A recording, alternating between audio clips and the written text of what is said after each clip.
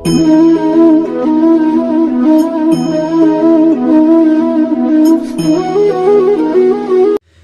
Guys, welcome back. आपका अपना channel chemistry point by विशाल सोनी।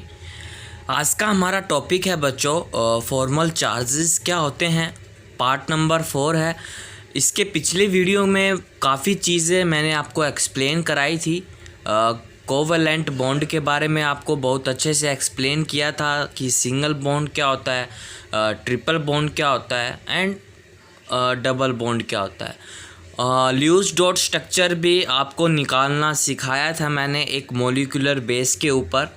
ठीक है, तो काफ़ी कुछ पार्ट 3 के अंदर मैंने 1 बाय 1 अच्छे से एक्सप्लेन किया था हर एक टॉपिक। ठीक है, तो आज हमारा जो फॉर्मूलर चार्ज है, आज हम इसके ऊपर एक्सप्लेन करूँगा और इसके आगे मैं आपको लिमिटेशंस ऑफ ऑक्टेट लॉ भी आपको बताऊंगा कि जो भी हमारी ऑक्टेट लॉ है उसकी लिमिटेशंस कितनी है। ठीक है, तो एक्चुअली लिमिटेशंस उसकी 6 ही हैं। बहुत इजी है, आपको आसान लगेगी। मेरे पढ़ाया हुआ बच्चों आपको समझ में न आए ये हो नहीं सकता। ठीक है, तो स्टार्ट करने से पहले बच्चों मैं आपको एक चीज़ याद दिला देता हूँ कि चैनल को सब्सक्राइब करो, शेयर करो और उसका बेल आइकन दबाओ। अगर आप बेल आइकन नहीं दबाओगे तो बच्चों आपको कोई भी नोटिफिकेशंस नहीं मिलेगा और आप केमिकल बॉन्डिंग यूनिट नहीं पढ़ पाओगे। Class 11th unit 4 chemical bonding. तो नाउ स्टार्ट करते हैं बच्चों हम फॉर्मूलर चार्ज क्या होता है। फॉर्मूलर चार्ज क्या होता है, कई स्टूडेंट्स में इसमें डाउट होता है कि हम इस फॉर्मूला चार्ज को हम कैसे एक्सप्लेन करेंगे, ये क्या होता है, इसको हम कैसे अपनी नोटबुक में उतारेंगे, इसको हम कैसे समझ पाएंगे। तो ना बच्चों टेंशन लेने की कोई ज़रूरत नहीं है, मैं आपको सिखाऊंगा कि फॉर्मूलर चार्ज क्या होता है। ठीक है, तो इसमें स्टार्ट करने से पहले मैं आपको 2-3 चीज़ बता देता हूँ ताकि आपको अच्छे से क्लियर हो जाए। बच्चों हम ल्यूज का डॉट स्ट्रक्चर होता था। ठीक है, ल्यूज का एक डॉट स्ट्रक्चर होता था या उसके ल्यूज थ्योरी में आप मॉलिक्यूलर स्ट्रक्चर बनाते थे। क्या बोला मैंने कि ल्यूज का एक डॉट स्ट्रक्चर होता था और ल्यूज के डॉट स्ट्रक्चर के अंदर आप मॉलिक्यूलर फॉर्मूला अप्लाई करते थे। ठीक है, वो आपके स्ट्रक्चर नहीं, आप वो केवल रिप्रेजेंट करवाते थे उस मॉलिक्यूलर के स्ट्रक्चर को। ठीक है, ऑथेंटिक स्ट्रक्चर क्या होता है कि आपको कभी कभी यह पता नहीं होता कि हम उस डॉट स्ट्रक्चर को कैसे रिप्रेजेंट करेंगे, उस ल्यूज डॉट स्ट्रक्चर के मॉलिक्यूलर को हम कैसे रिप्रेजेंट करेंगे। ठीक है, सेकंड, यदि यहाँ पर कोई भी मॉलिक्यूलर का जो पर्टिकुलर चार्ज होता है ना, वो हमें पता नहीं होता कि इस पर्टिकुलर मॉलिक्यूलर का क्या चार्ज होता है।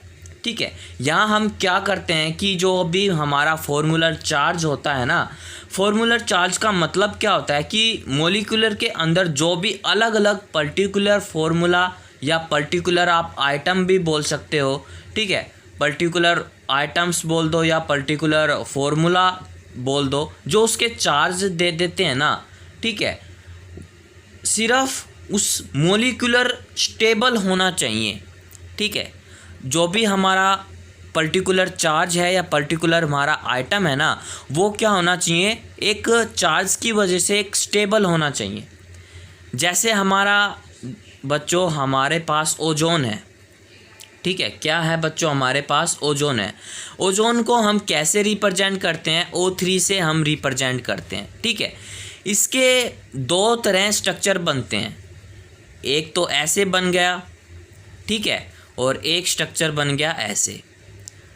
यहाँ पर इस आइटम का 1 2 3 1 2 3। अब देखो इसके अंदर 1 और 2 के बीच में डबल बॉन्ड है और यहाँ 1 और 3 के बीच में क्या बॉन्ड है, डबल बॉन्ड है। ठीक है, हम बच्चों इसकी रियलिटी को चेक करेंगे कि जो भी इसका मॉलिक्यूलर चार्ज होगा वो कैसे स्टेबल होगा, ठीक है। डॉट स्ट्रक्चर के हिसाब से हम चेक करेंगे इसका मोलिकुलर फॉर्मूला, मोलिकुलर स्ट्रक्चर जो होगा उसको हम कैसे रिप्रेजेंट करेंगे। तो फॉर्मूला चार्ज का मतलब क्या है कि बच्चों कोई भी हमारा आइटम है ना, उस आइटम के पास लीस्ट चार्ज मतलब सबसे कम चार्ज जिस आइटम पे होगा ना, वो ही हमारा स्ट्रक्चर क्या होगा, स्टेबल होगा। ठीक है, क्या होगा, स्टेबल होगा। हमें तो बस केवल उस स्ट्रक्चर की रियलिटी को देखना है कि सबसे कम आइटम पर एक आइटम है, उसके कितने चार्ज उसके ऊपर लगे हुए हैं। ठीक है, जैसे हमारा एक एग्जाम्पल और है CO3 2 नेगेटिव। ठीक है बच्चों, वो 3 तरह से स्ट्रक्चर बन सकते हैं। CO3 2 नेगेटिव के बच्चों 3 तरह के स्ट्रक्चर बन सकते हैं। हम 3 स्ट्रक्चर बना देते हैं, हमें बस उन स्ट्रक्चर में से देखना है कि एक आइटम के पास लीस्ट चार्ज किस पे लगा हुआ होता है, वही हमारा क्या होता है, स्टेबल होता है। ठीक है, तो नॉर्मल फॉर्मूलर चार्ज मैं आपको लिखवा देता हूँ ताकि आपको ईज़िली हो जाएगा पढ़ने में। तो बच्चों हमारा एक पॉइंट है कि the formal charge are used to determine the most stable structure of a particular molecule, that is the structure of least formal charge will be considered as the most stable। यहाँ least formal charge को बच्चों हम small formal charge भी लिख सकते हैं। ठीक है, तो बच्चों लीस्ट डॉट स्ट्रक्चर की हेल्प से हम किसी भी जो भी हमारा मोलिकुलर का स्ट्रक्चर होगा, हम वह आसानी से पता लगा जा सकता है कि लीस्ट मोलिकुलर चार्ज जिस पे होगा आइटम पर, वही हमारा बच्चों स्टेबल स्ट्रक्चर होगा। ठीक है, फॉर एग्ज़ाम्पल अब इसको निकालते कैसे हैं, इसका यूज़ कहाँ होता है वो भी मैं आपको बताऊंगा।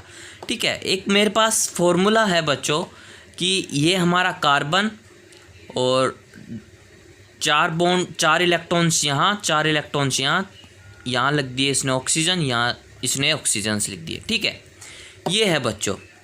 आप सभी को पता है कि कार्बन्स के वैलेंस सेल इलेक्ट्रॉन में कितने होते हैं, 4 वैलेंस सेल में 4 इलेक्ट्रॉन होते हैं। ठीक है, अब इसने शेयरिंग करके बच्चों अपने पूरे आउटर मोस्ट सेल को कंप्लीट कर लिया है। ठीक है, क्या कर लिया है, कंप्लीट कर लिया है अपने आउटर मोस्ट सेल को। ओके, तो यहाँ मैं लिख देता हूँ, ये क्या था हमारा, इसके वैलेंस सेल में कितने इलेक्ट्रॉन हैं बच्चों, इसके वैलेंस सेल में कार्बन के 4 इलेक्ट्रॉन्स होते हैं। ठीक है, ओके, बॉन्डिंग में कितने इलेक्ट्रॉन्स की ज़रूरत पड़ती है, बॉन्डिंग की इसने कितने आइटम इलेक्ट्रॉन्स की ज़रूरत पड़ी, 4 इलेक्ट्रॉन की। ठीक है, नॉन बॉन्डिंग कितने इलेक्ट्रॉन आए, इसमें तो एक भी इलेक्ट्रॉन नहीं है नॉन बॉन्डिंग का, तो 0 इलेक्ट्रॉन। ठीक है, तो कंप्लीट इसने क्या कर लिया, शेयरिंग करके अपने आउटर मोस्ट सेल को कंप्लीट कर लिया है, मतलब स्टेबल होके बैठ गया है। ठीक है, नाउ देन यहाँ हम ऑक्सीजन्स की बात करें। ठीक है, यहाँ हम ऑक्सीजन्स की बात करें तो 2 2 4। ठीक है, 4 और 4 8 हो गए। ठीक है, यहाँ भी इसने 2 2 4 और 2 6।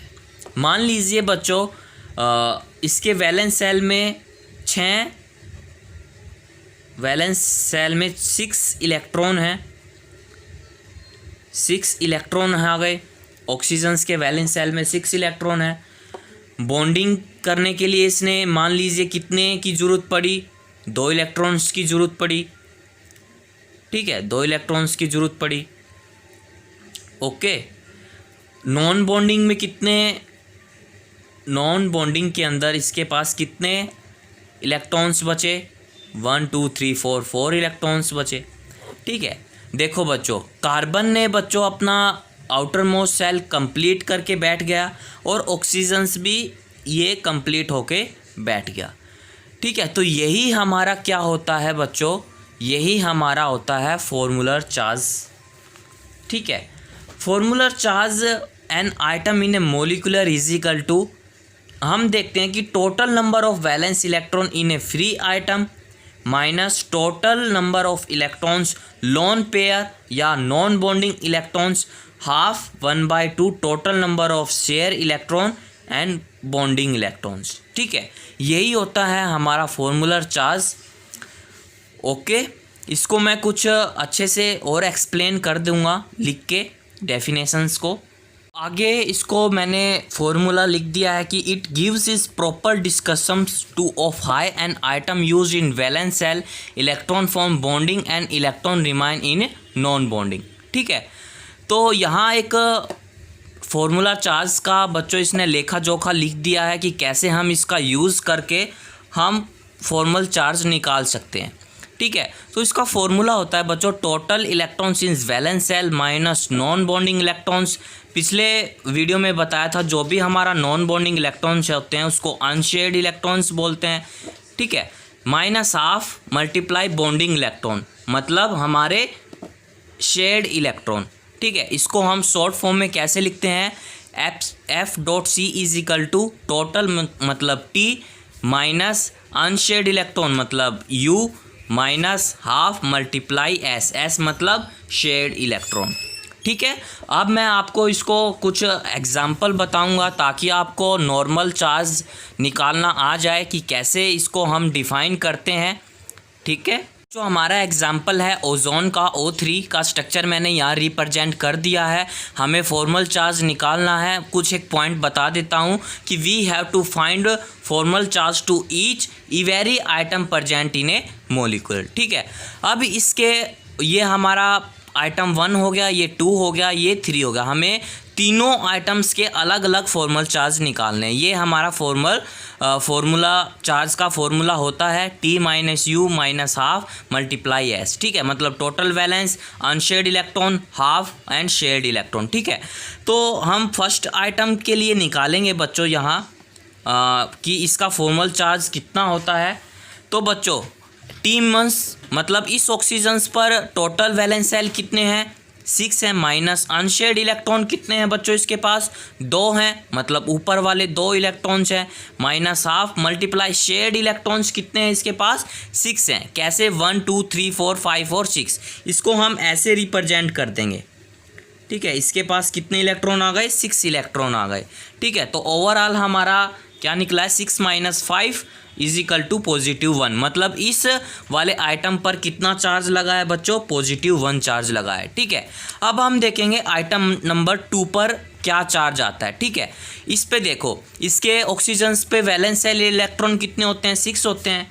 ठीक है, ये सभी को पता है। अनशेयर्ड इलेक्ट्रॉन 1 2 3 4 4 हैं मल्टीप्लाई 1/2 और शेयर्ड इलेक्ट्रॉन कितने हैं बच्चों, 4 हैं।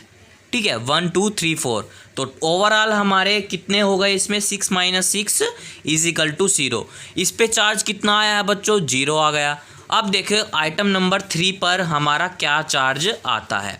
ठीक है, अब देखो वैलेंस सेल इलेक्ट्रॉन में 6 माइनस इसके पास शेयर्ड इलेक्ट्रॉन कितने हैं, 1 2 3 4 5 6 है।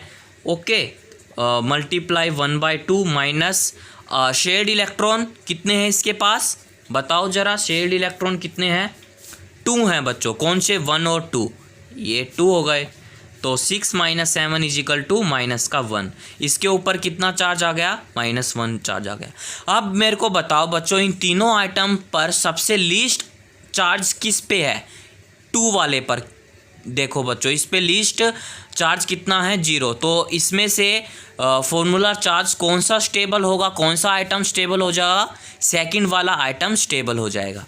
ये था बच्चों हमें कोई भी मॉलिक्यूलर्स का फॉर्मूला को बच्चों हम फॉर्मूला चार्ज को कैसे डिफ़ाइन करते हैं, हमको ऐसे इसको डिफ़ाइन करना पड़ता है।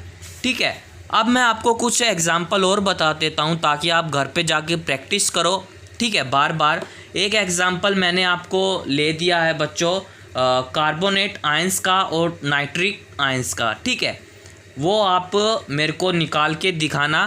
फर्स्ट एग्जांपल है बच्चों मेरा CO3 2 नेगेटिव, सेकंड एग्जांपल है बच्चों हमारा HSO4 negative. Okay, and third भी निकालोगे, ठीक है, थर्ड भी निकाल लेना, वो होता है बच्चों NO2 नेगेटिव। ठीक है, ये आपको 3 एग्जाम्पल और दे दिए हैं मैंने आपको प्रैक्टिस के लिए, आप इसका फॉर्मूला चार्ज निकाल सकते हो। ठीक है, that is clear.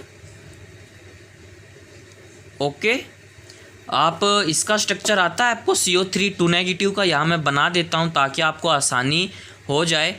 C double bond O, oxygen 1 2 और ये 3, और ऊपर हमारा क्या लगता है बच्चों, 2 नेगेटिव है हमारा। ओके, इस पे 2 इलेक्ट्रॉन यहाँ, इस पे ऑक्सीजन पे 2 2 4 और 2 6 7 1 8, इस पे भी 2 2 4 2 6 7 8 1 2 2 2 4 2 6, ठीक है। ये इसका स्ट्रक्चर बनता है। ओके, और HSO4 का स्ट्रक्चर कैसे बनता है वो भी मैं आपको बताऊं, ठीक है, वो भी बता देता हूं। फिर आप इसका फॉर्मूला चार्ज पुटअप करके आप इसका फॉर्मूला चार्ज निकाल सकते हो, ठीक है। तो यहाँ मैं आपको HSO4 नेगेटिव का स्ट्रक्चर आपको दिखा देता हूँ कैसे बनता है। S 2 इलेक्ट्रॉन्स यहाँ, 2 इलेक्ट्रॉन यहाँ, यहाँ ऑक्सीजन्स 2 इलेक्ट्रॉन यहाँ हमने नेगेटिव रख दिया, और इसके ऊपर भी 2 इलेक्ट्रॉन्स, इसके ऊपर भी 2 इलेक्ट्रॉन्स, ऑक्सीजन्स पे 2 2 4 और 2 6, यहाँ भी हमारा ऑक्सीजन्स 2 इस पे आ गया, और यहाँ हाइड्रोजन पुट हो गया, 2 यहाँ आ गए, और 1 2 3 4 एंड 5 और 6, ठीक है। ये बन गया हमारा किसका स्ट्रक्चर बन गया बच्चों, ये हमारा HSO4 नेगेटिव का, ठीक है। ये हमारा स्ट्रक्चर बन गया। ये तो बच्चों हमारा टॉपिक ख़त्म हो गया है। नेक्स्ट टॉपिक हम करेंगे लिमिटेशंस ऑफ ऑक्टेट। उसकी लिमिटेशंस क्या होती हैं ऑक्टेट रूल की? 6 लिमिटेशंस होती हैं बच्चों, बहुत ही इजी हैं, आपको समझ में आएगा। ओके, हम करेंगे बच्चों लिमिटेशंस ऑफ ऑक्टेट लॉ क्या होता है। आपको मैंने पहले बताया था ऑक्टेट लॉ के बारे में कि मतलब उसके आउटर मोस्ट सेल में 8 इलेक्ट्रॉन्स होने चाहिए, ठीक है। ओके, इतना आपको क्लियर था कि ऑक्टेट लॉ मतलब किसी भी वैलेंस सेल में बच्चों कोई भी हमारे आइटम के पास इलेक्ट्रॉन्स कितने होने चाहिए, 8 इलेक्ट्रॉन्स उसके पास मतलब कंफर्टेबल होने चाहिए, मतलब स्टेबल होने के लिए उसे 8 इलेक्ट्रॉन्स की आवश्यकता होती है, ठीक है। तो लिमिटेशंस ऑफ ऑक्टेट लॉ में बच्चों हमारा फर्स्ट आता है ऑड इलेक्ट्रॉन मॉलिक्यूल्स क्या होते हैं, ठीक है। ऑड इलेक्ट्रॉन्स मॉलिक्यूल को हम बच्चों बोलते हैं अनपेड इलेक्ट्रॉन, ठीक है।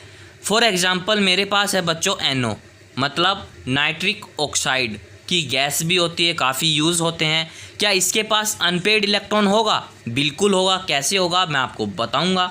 देखो, एक ऑक्सीजन ये है, ऑक्सीजन के पास कितने इलेक्ट्रॉन शेल होते हैं? 6 होते हैं, और 2 ये पेयरिंग करके ले लेता है, ठीक है। नाइट्रोजन के यहाँ बच्चों कितने हैं? 2 और 1 हो गया। देखो, इस ऑक्सीजन ने बच्चों अपने आउटर मोस्ट सेल के 8 इलेक्ट्रॉन तो कंप्लीट कर लिए हैं, बट इस नाइट्रोजन के पास तो बच्चों 2 और 1 3 और 1 4 और 1 5 ही हैं, ठीक है। 5 इलेक्ट्रॉन्स हैं, 5 4 5 6 और 1 7 इलेक्ट्रॉन हैं। देखो, ऑक्सीजन ने तो बच्चों अपने 8 इलेक्ट्रॉन्स को कंप्लीट कर लिया है, ठीक है। आपको सभी को पता है कि हमारे वैलेंस सेल जो हमारा नाइट्रोजन होता है 2 3 4 और 1 5 हो गया, ठीक है। 2 तो इसके पास हैं, ठीक है, 1 इधर आ गया और 1 इधर आ गया, मतलब इसने शेयरिंग करके इसके पास ओनली 1 है। 1 इसके पास अनपेड इलेक्ट्रॉन पड़ा है, ये तो हमारा क्या हो गया, लोन पेयर हो गया। ये करके इसने क्या बना लिया, बॉन्डिंग हो गई, और ये क्या बन गया हमारा, अनपेड इलेक्ट्रॉन बन गया। अनपेड इलेक्ट्रॉन मतलब इसके पास 1 इलेक्ट्रॉन की और आवश्यकता है, तब जाके ये बनेगा, ठीक है। अनपेड इलेक्ट्रॉन्स को बोलते हैं बच्चों हम ऑड इलेक्ट्रॉन्स मॉलिक्यूल, ठीक है। क्या बोलते हैं? Odd electrons molecule. ओके, इतना आपको क्लियर हुआ। ऑक्सीजन्स के पास तो 8 इलेक्ट्रॉन हैं, बट नाइट्रोजन्स के पास 1 इलेक्ट्रॉन्स की कमी रहती है, ठीक है। दूसरा एग्जाम्पल देख लो, NO2 का, नाइट्रोजन्स डाइऑक्साइड, इसके पास अनपेड इलेक्ट्रॉन होंगे? बिल्कुल होंगे। कैसे होंगे? आप सभी को पता है? बताओ प्लीज़। चलो स्ट्रक्चर बना देते हैं पहले। ऑक्सीजन, नाइट्रोजन और ऑक्सीजन, 2 2 4 और 2 6, एक इलेक्ट्रॉन यहाँ और 2 2 4 2 6 यहाँ और यहाँ। देखो अब क्या आपको कहीं नज़र आ रहा है अनपेड इलेक्ट्रॉन? बिल्कुल नज़र आ रहा है। इस तरफ देखो, ऑक्सीजन के पास कितने इलेक्ट्रॉन कंपेयर हैं? 8 इलेक्ट्रॉन्स इसके पास हैं, 8 इलेक्ट्रॉन्स इसके पास भी हैं।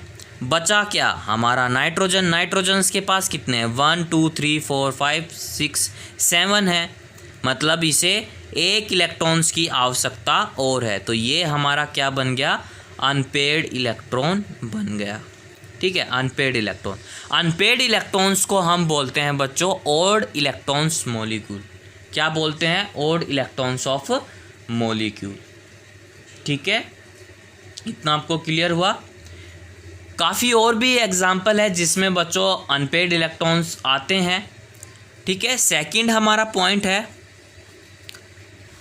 हमारा रूल है बच्चों limitation incomplete valence shell molecule. इसको हम बच्चों बोल सकते हैं इलेक्ट्रॉन डेफिशिएंट मॉलिक्यूल। ठीक है, मतलब इसमें कहीं ना कहीं ये ऑक्टेट रो में एग्जिट करते हैं इनकम्प्लीट वैलेंस सेल मॉलिक्यूल, या आप बोल सकते हो electron deficient molecule. For example बच्चों मैंने ले लिया BeCl2। ठीक है, अब देखो क्लोरीन के 8 इलेक्ट्रॉन एग्जिट करेंगे। ठीक है, Be के only 4 electrons in valence shell में बचेंगे। कैसे बचेंगे? देखो Be 2 इलेक्ट्रॉन यहाँ, 2 इलेक्ट्रॉन यहाँ। क्लोरीन के कितने इलेक्ट्रॉन होंगे? 2 4 6 और 2, ये मतलब ये भी कंप्लीट हो गया, मतलब इसके पास 8 इलेक्ट्रॉन है, इसके पास भी इलेक्ट्रॉन ऑन है। Be भाई साहब के पास कितने इलेक्ट्रॉन्स बचे? ओनली 4 इलेक्ट्रॉन्स बचे। तो only 4 electrons is a valence shell. Okay, मतलब incomplete is a valence shell, मतलब बोल दो electron deficient molecule. Next example है बच्चों मेरे पास BeF3 का, मतलब B इसके पास कितने वैलेंस सेल इलेक्ट्रॉन होते हैं? 3 होते हैं, 1 2 और 3। ठीक है, फ्लोरीन के कितने हो गए? 2 2 4 2 6 और 2 8, मतलब कंप्लीट हो गया। ये वाला भी कंप्लीट हो गया और ये वाला भी कंप्लीट हो गया। इस B भाई साहब के पास कितने इलेक्ट्रॉन्स बचे? ओनली 6 इलेक्ट्रॉन्स इसके पास बचे हैं। ठीक है, तो लिथियम का भी एक एग्जाम्पल होता है, वो आप प्रैक्टिस करना वहाँ पे। ठीक है, इतना आपको क्लियर हुआ? ये होता है बच्चों इनकम्प्लीट वैलेंस सेल मॉलिक्यूल या इलेक्ट्रॉन डेफिशिएंट मॉलिक्यूल। फर्स्ट क्या था बच्चों हमारा? ऑड इलेक्ट्रॉन मॉलिक्यूल्स, मतलब अनपेड इलेक्ट्रॉन्स। सेकंड हो गया बच्चों हमारा इनकम्प्लीट वैलेंस सेल मॉलिक्यूल, मतलब इनकम्प्लीट हो गया ये स्ट्रक्चर भी और ये स्ट्रक्चर भी। ओके, थर्ड पॉइंट है हमारा बच्चों हमारा एक्सपेंड ऑक्टेट मॉलिक्यूल। इसको हम बोल सकते हैं इलेक्ट्रॉन रिच मॉलिक्यूल, मतलब इसके पास कोई भी आइटम के पास बच्चों 8 इलेक्ट्रॉन होने चाहिए, चाहे वो आप शेयर करके करो, शेयरिंग करके करो, डोनेट करके करो, एक्सेप्ट करके करो, काई को करके देखो, बट इसके पास 8 इलेक्ट्रॉन्स होने चाहिए। ठीक है, तो फर्स्ट एग्जांपल है बच्चों PCl, मतलब फॉस्फोरस पर आप देखते हो कि इसके पास वैलेंस सेल इलेक्ट्रॉन कितने होते हैं? 5 होते हैं। ठीक है, 1 2 3 4 एंड 5 होते हैं। अब बच्चों जैसे ही क्लोरीन आया, कितने इलेक्ट्रॉन्स लेके आया? 7 इलेक्ट्रॉन लेके आया, उसको 1 इलेक्ट्रॉन्स की आवश्यकता है, ये शेयरिंग कर लेता है फॉस्फोरस के गैल। तो देखो इस क्लोरीन ने अपना ऑक्टेट पूरा कर लिया, इसने अपना ऑक्टेट पूरा कर लिया, इसने कर लिया, इसने कर लिया। अब हम चेक करेंगे फॉस्फोरस पर कितने इलेक्ट्रॉन्स आ गए हैं। देखो 2 2 4 2 6 और 2 8 और 2 10, मतलब 10 इलेक्ट्रॉन्स इस फॉस्फोरस पर आ गए हैं। चाहिए कितने थे? 8 इलेक्ट्रॉन्स चाहिए थे। कितने आ गए? 10 आ गए, फालतू आ गए। ठीक है, तो ये हमारा ऑक्टेट लॉ क्या फॉलो करेगा? बिल्कुल करेगा। एंड सेकंड एग्जांपल है बच्चों मेरे पास SF6 का। ठीक है, सल्फर पर वैलेंस सेल इलेक्ट्रॉन कितने होते हैं? 1 2 3 4 5 6 होते हैं। ठीक है, जैसे ही फ्लोरीन आया, कितने इलेक्ट्रॉन लेकर? 6 इलेक्ट्रॉन लेके, तो ये भी अपना ऑक्टेट पूरा करेगा, इसके साथ शेयरिंग करेगा, ये भी इसके साथ शेयरिंग करेगा, इसने भी अपना ऑक्टेट पूरा कर लिया, इसने भी कर लिया बच्चों, इसने भी कर लिया अपना ऑक्टेट पूरा बच्चों, इसने भी कंप्लीट कर लिया और इसने भी कंप्लीट कर लिया। अब मेरे को बताओ क्या सल्फ़र के पास कितने इलेक्ट्रॉन्स आ गए? 2, 2 4, 2 6, 2 8, 2 10 और 2 12 इलेक्ट्रॉन्स इसके पास प्रजेंट हो गए। कितने इलेक्ट्रॉन हो गए? 12 इलेक्ट्रॉन्स इसके पास कंप्लीट आ गए। 12 इलेक्ट्रॉन चाहिए कितने थे? 8 चाहिए, फालतू आ गए। ठीक है, ये था बच्चों हमारा एक्सपेंड ऑक्टेट मॉलिक्यूल, मतलब इलेक्ट्रॉन रिच मॉलिक्यूल, ज़्यादा से ज़्यादा इलेक्ट्रॉन्स आए। नेक्स्ट पॉइंट है हमारा, तो हमारा फोर्थ पॉइंट है formation of compound of noble gases. ठीक है, ये जो हमारा ऑक्टेट लॉ है ये नोबल गैसेस पर रिएक्ट करता है, मतलब इस गैस में ना ही कोई केमिकल रिएक्शंस बनती हैं, ये अपने आप को डॉन समझता है। ठीक है, तो noble gases which have the already complete octet और double in a case of helium should not be from compounds, their compounds is like XeF2, XeF4, XeOF2, XeO2, KrF2। ठीक है, तो noble gas is not do react in same conditions. ठीक है, conditions के बारे में हम +2 क्लास में पढ़ेंगे कि इसके ऊपर क्या क्या कंडीशंस लगेंगी। तो लाइक जैसे एक्सॉन और क्रिप्टॉन्स जैसी रिएक्शंस जो होंगी, ठीक है, वो इसके अंदर बहुत ज़्यादा यूज़ होती हैं। ठीक है, 5 पॉइंट है बच्चों हमारा, it is does not deals with shape and geometric of molecule. इस ऑक्टेट लॉ के अंदर इसका कोई रोल नहीं होता है शेप और ज्योमेट्रिक का। ठीक है, जैसे हम H2O का स्ट्रक्चर बनाते हैं, ठीक है, H2O का स्ट्रक्चर बनाते हैं ना, कैसे बनाते हैं? ऐसे कुछ स्ट्रक्चर हम बनाते हैं वाटर का, ऐसे कुछ बनाते हैं वाटर का। ठीक है, तो इसका जो एंगल हो गया वो 180 डिग्री हो गया। It is a not correct. ठीक है, ऐसे हम स्ट्रक्चर नहीं बनाते हैं H2O का। H2O का बच्चों हम बैंड शेप में हम स्ट्रक्चर बनाते हैं। ठीक है, हम बोल सकते हैं इसका V शेप भी बोल सकते हैं। ठीक है, तो इसका जो एंगल होता है वो 104 कुछ लगभग होता है इसका एंगल। ठीक है, तो इसके अंदर बच्चों लिमिटेशंस ऑफ ऑक्टेट लॉ के अंदर इसका कोई रोल नहीं होता है कि does not deals with shape and geometric of A molecule. ठीक है, 6th पॉइंट है बच्चों कि do not deals with reactive stability of molecule, मतलब स्टेबिलिटी कैसी होनी चाहिए, स्टेबिलिटी का क्या रिलेशनशिप है इस मॉलिक्यूलर के अंदर, रिएक्टिव के अंदर, वो इसका रोल नहीं है, मतलब इसके अंदर कोई भी इंक्लूड नहीं है स्टेबिलिटी के बारे में और ना ही शेप ऑफ ज्योमेट्रिक के बारे में। ये आज की वीडियो बच्चों इतनी ही काफ़ी है, काफ़ी लंबी हो चुकी है। नेक्स्ट वीडियो के अंदर हम बच्चों एक नया टॉपिक स्टार्ट करेंगे, आयोनिक बॉन्ड क्या होता है उसके बारे में हम काफ़ी अच्छे से एक्सप्लेन करेंगे। 1 बाय 1 मैं आपको एक चीज़ बताऊंगा। ठीक है, तो आपको इस वीडियो के अंदर मैंने आपको क्या सिखाया, एक तो फॉर्मल चार्ज निकालना सिखाया है और limitations of octet law complete कराया है। ठीक है, तो वीडियो को लाइक करना, शेयर करना, सब्सक्राइब करना बच्चों चैनल को, ताकि आपको आगे कोई नोटिफिकेशंस आए तो आपको जल्द पता चल जाए। ओके बच्चों, थैंक यू।